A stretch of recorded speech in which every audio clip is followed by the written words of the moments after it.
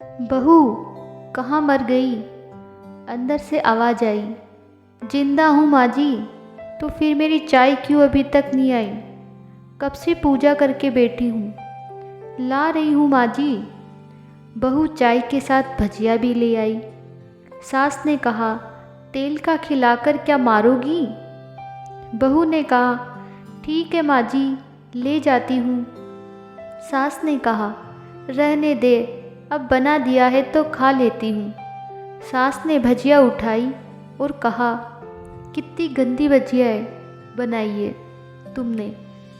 बहू, माँ जी मुझे कपड़े धोने हैं, मैं जाती हूँ। बहू दरवाजे के पास छिपकर खड़ी हो गई। सास भजिया पर टूट पड़ी और पूरी भजिया ख़त्म कर दी। बहू मुस्कुराई और काम पर लग गई। दोपहर के खाने का वक्त हुआ। सास ने फिर आवाज़ लगाई, कुछ खाने को मिलेगा?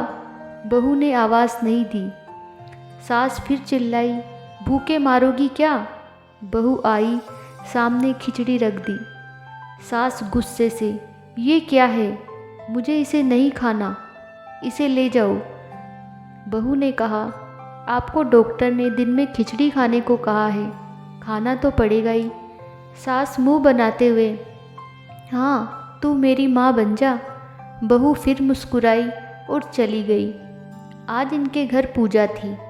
बहू सुबह 4 बजे से उठ गई थी। पहले स्नान किया, फिर फूल लाई, माला बनाई, रसोई साफ की, पकवान और भोज बनाया। सुबह के 10 बज गए। अब सास भी उठ चुकी थी। बहू अब पंडित जी के साथ भगवान के वस्त्र तैयार कर रही थी। आज ऑफिस की छुट्टी भी थी। इसका पति भी घर पे था। पूजा शुरू हुई। सास चिल्लाती हुई, बहू ये नहीं वो नहीं। बहू दौड़ी दौड़ी आती और सब करती। अब दोपहर के 3 बज गए थे। आरती की तैयारी चल रही थी। पंडित जी ने सबको आरती के लिए बुलाया और सबके हाथों में थाली दी। जैसे ही बहू ने थाली पकड़ी, थाली हाथों से गिर पड़ी। शायद भोज बनाते हुए बहू के हाथों में तेल लगा था, जिसे वो पोंछना भूल गई थी। सारे लोग तरह तरह की बातें करने लगे। कैसी बहू है, कुछ नहीं आता, एक काम भी ठीक से नहीं कर सकती, न जाने कैसी बहू उठा लाए। एक आरती की थाली भी संभाल न सकी। उसके पति को भी गुस्सा आया, पर सास चुप रही, कुछ नहीं कहा। बस यही बोल के छोड़ दिया, सीख रही है, सब सीख जाएगी धीरे धीरे। अब सबको खाना परोसा जाने लगा। बहू दौड़ दौड़ के खाना देती, फिर पानी लाती। करीब 70-80 लोग हो गए थे। इधर 2 नौकर और बहू अकेली। फिर भी वह सारा काम बहुत ही अच्छे तरीके से कर रही थी। अब उसकी सास और कुछ आस पड़ोस के लोग खाने पर बैठे। बहू ने खाना परोसना शुरू किया, सबको खाना दे दिया। जैसे ही पहला निवाला सास ने खाया, तुमने नमक ठीक नहीं डाला क्या? एक काम ठीक से नहीं करती, पता नहीं मेरे बाद कैसे ये घर संभालेगी। आस पड़ोस वालों को तो जानते ही हो ना साहब, वो बस बहाना ढूंढते हैं नुक्स निकालने का। फिर वो सब शुरू हो गए, ऐसा खाना है, वैसी बहू है, ये वो वगैरह वगैरह।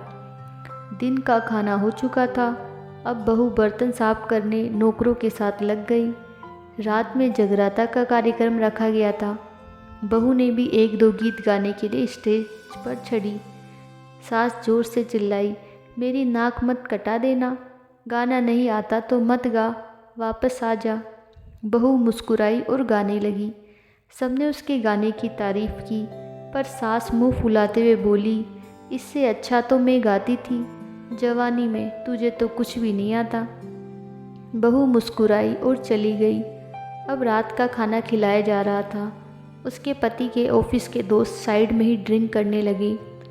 उसका पति चिल्लाता, थोड़ा बर्फ लाओ, तो सास चिल्लाती, यहाँ दाल नहीं है। फिर चिल्लाता, कोल्ड ड्रिंक नहीं है, पापड़ ले आओ। इधर उधर आखिर में उसके पति की शराब गिर पड़ी उसके एक दोस्त पर और बोतल टूट गई।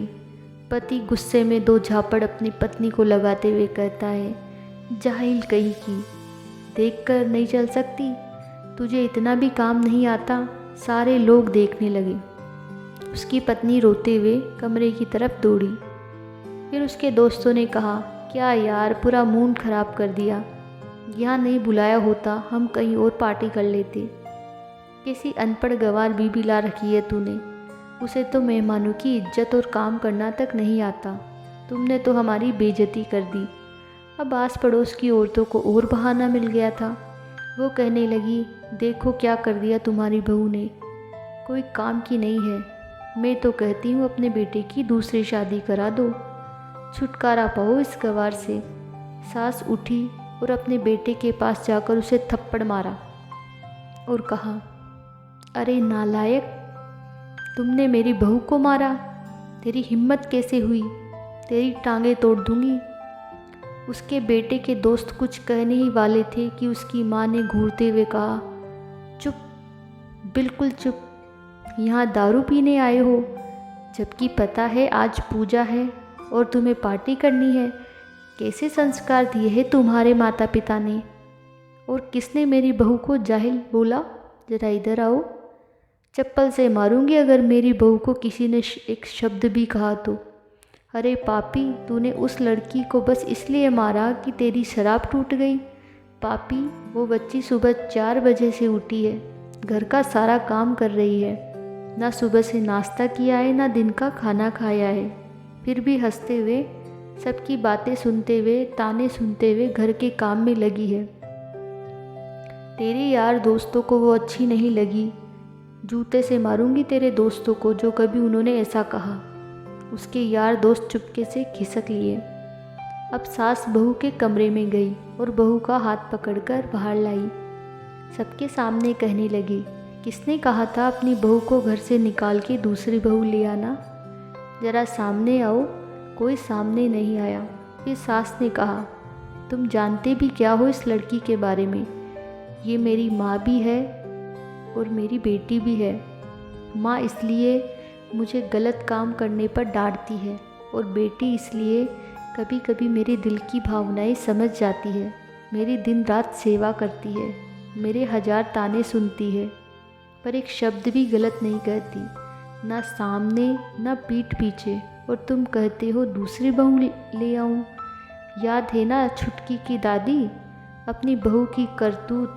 सास ने गुस्से से पड़ोस की महिला को कहा, अभी पिछले हफ्ते ही तुम में मियाँ बीवी भूखे छोड़ घूमने चले गए थे। मेरी इसी बहू ने 7 दिनों तक तुम्हारे घर का खाना पानी, यहाँ तक कि तुम्हारे पैर दबाने भी जाती थी, और तुम इसे जाहिल बोलती हो। जाहिल तो तुम सब हो जो कोयले और हीरे में फ़र्क नहीं जानते। अगर आइंदा मेरी बहू के बारे में किसी ने एक लफ्ज़ भी बोला तो मुझसे बुरा कोई नहीं होगा, क्योंकि ये मेरी बहू नहीं, मेरी बेटी है। बहू सिसकियाँ लेते हुए फिर कमरे में चली गई। सास ने एक प्लेट उठाई और भोजन परोसा और बहू के कमरे में खुद ले गई।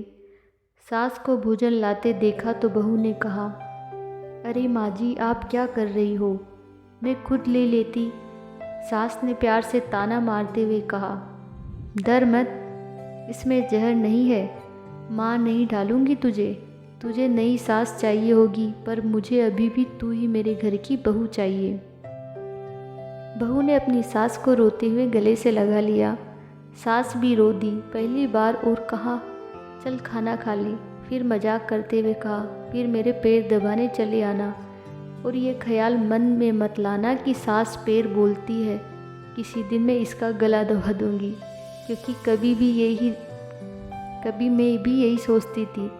दोनों खूब हंसने लगी। कुछ रिश्ते बहुत मीठे होते हैं, बस बातें कड़वी होती है। हेलो दोस्तों, हमारी ये कहानी आपको कैसी लगी प्लीज़ कमेंट करके बताइए, और प्लीज़ मेरे चैनल को सब्सक्राइब कीजिए, मेरी कहानियों को लाइक कीजिए और ज़्यादा से ज़्यादा शेयर कीजिए। धन्यवाद।